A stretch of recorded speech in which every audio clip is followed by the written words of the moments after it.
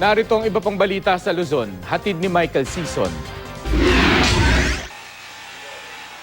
Isa ang namatay at isa ang nasugatan sa Ilocos Norte matapos silang tamaan ng kidlat habang nakasakay ng tricycle. Patawid na raw ng ilog sa Dingras ang grupo nang mangyari ang insidente. Malakas daw ang ulan noon.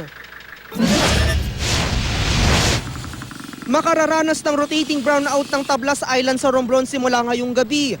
Nasira daw kasi ang isang rental genset at isang power barge ng Napocor na ginagamit para mag-supply sa 3 munisipalidad sa isla. Apektado raw ng rotating brownout ang San Andres, Calatrava, San Agustin, Santa Maria, Alcantara at Ferrol. Nagrereklamong ilang taga-barangay Canantong sa La Nueva Ecija dahil sa umunoy pang-aabuso sa kanila ng mga sundalo ng 70 Infantry Brigade. Ayon sa mga residente, naghigpit daw ang mga sundalo sa pagpasok ng mga residente sa kampo.